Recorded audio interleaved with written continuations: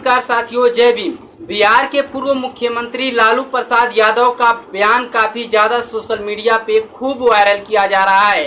दरअसल आरएसएस यानी कि राष्ट्रीय स्वयंसेवक संगठन के मुखिया मोहन भागवत ने एक बयान दिया था आरक्षण को लेकर और जाति जनगणना को लेकर। मोहन भागवत ने कहा था कि जाति जनगणना कराना समाज में दो भागों में बांटना यानी कि समाज में विभाजन करना। उस बात का जवाब देने के लिए बिहार के पूर्व मुख्यमंत्री लालू प्रसाद यादव दौड़ पड़े। लालू प्रसाद यादव जी ने कहा कि हम कान पकड़वा कर आरएसएस के लोगों को उठक बैठक लगवा कर जो है हम जाति जनगणना कराएंगे। लालू प्रसाद यादव के इस बयान के बाद सोशल मीडिया पे खूब बयानबाजी हो रही है। लोग ये कह रहे हैं कि लालू प्रसाद यादव जो है अब अपने पुराने अंदाज में दिखाई देने लगे हैं। इस पे बड़ी खबर बता दें आपको, भीम आर्मी के मुखिया चंद्रशेखर आजाद को Y+ की सिक्योरिटी मिल चुकी है। आपको पता होगा कि पिछले दिनों चंद्रशेखर आजाद के ऊपर हमला हुआ था। हालांकि Y+ की सिक्योरिटी चंद्रशेखर आजाद को पहले ही मिल चुकी है, लेकिन वो Y+ की सिक्योरिटी जो है केवल उत्तर प्रदेश के लिए ही सीमित था। लेकिन अब हरियाणा और जम्मू कश्मीर में चुनाव को मद्देनजर ध्यान में रखते हुए जो है चंद्रशेखर आजाद की सुरक्षा व्यवस्था भी बढ़ा दी गई है।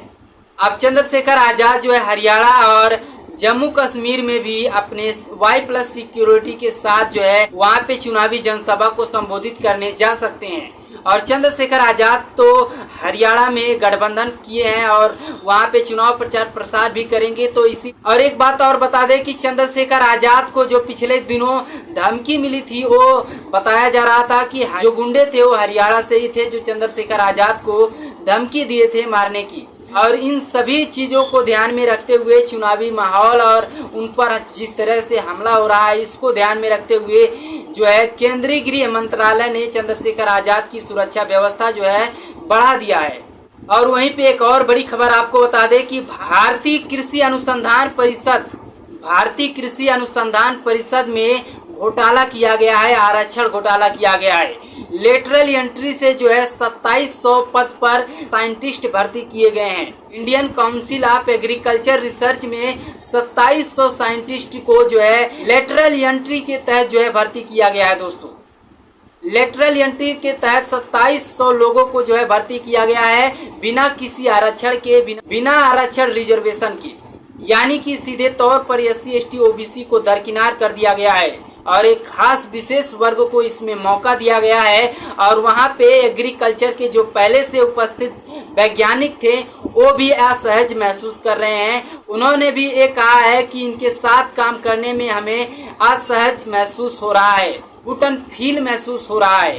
भारतीय कृषि अनुसंधान परिषद में 2700 लेटरल एंट्री के घोटाले में बहुजन समाज पार्टी की सुप्रीमो बहन मायावती जी के भतीजे आकाश आनंद का भी बड़ा प्रतिक्रिया सामने आया है। इसके अलावा भीम आर्मी के मुखिया चंद्रशेखर आजाद की भी बड़ी प्रतिक्रिया सामने निकल के आई है। सबसे पहले आप आकाश आनंद का बयान सुनिए, उसके बाद में चंद्रशेखर आजाद का भी बयान सुनाएंगे।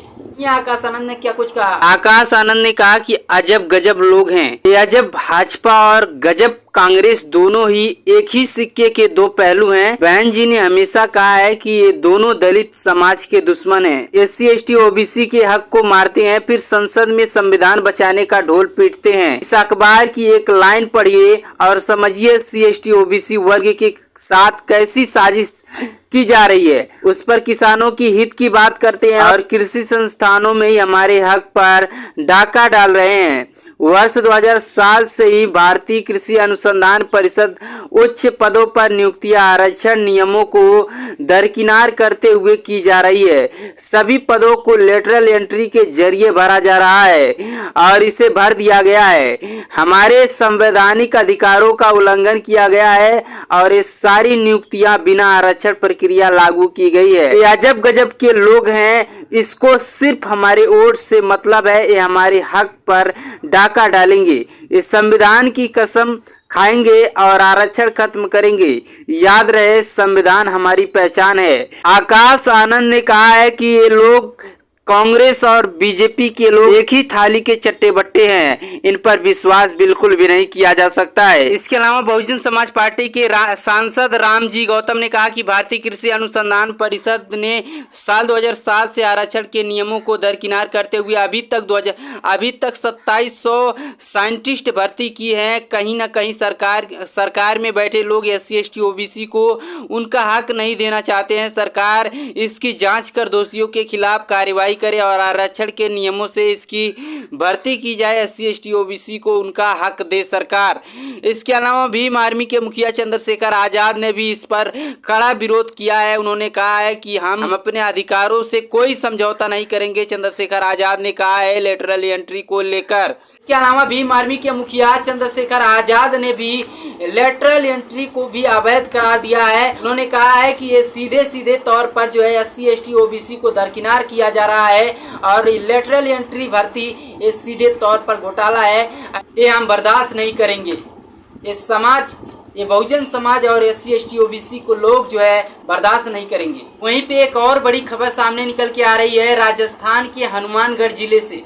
राजस्थान के हनुमानगढ़ के संगरिया थाना क्षेत्र के अंतर्गत आने वाले नुकेरा गांव में 2 नायक समाज की नाबालिग बहनों के साथ 2 सगी बहनों के साथ जो है दरिंदगी की गई।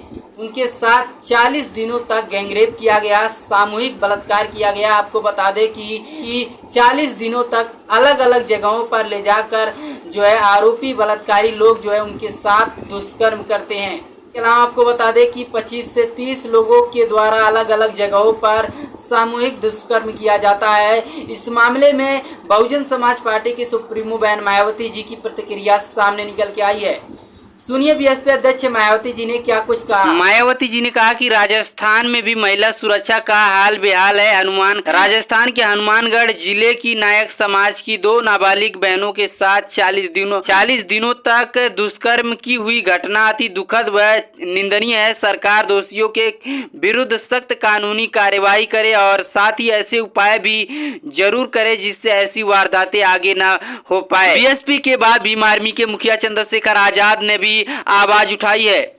इसके अलावा भीम आर्मी के मुखिया चंद्रशेखर आजाद का भी बयान सामने आया है। चंद्रशेखर आजाद ने कहा कि राजस्थान के हनुमानगढ़ में संगरिया तहसील के गांव नुकेरा में नायक समाज की 2 सगी नाबालिग बहनों के घर से उठाकर ले जाने और 40 दिनों तक बारी बारी से अलग अलग जगहों पर ले जाकर तकरीबन 25 से 30 लोगों ने सामूहिक दुष्कर्म करने की घटना वैसीपल की भयावहता को बता रही है। मैं निशब्द हूँ। एक बच्ची की हालत गंभीर है, उपचार के लिए राजकीय चिकित्सालय में भर्ती किया गया है। मैं राजस्थान गवर्नमेंट से अपील करता हूं कि बच्ची के बेहतर इलाज के लिए मामले की CBI जांच और लापरवाह पुलिसकर्मियों पर सख्त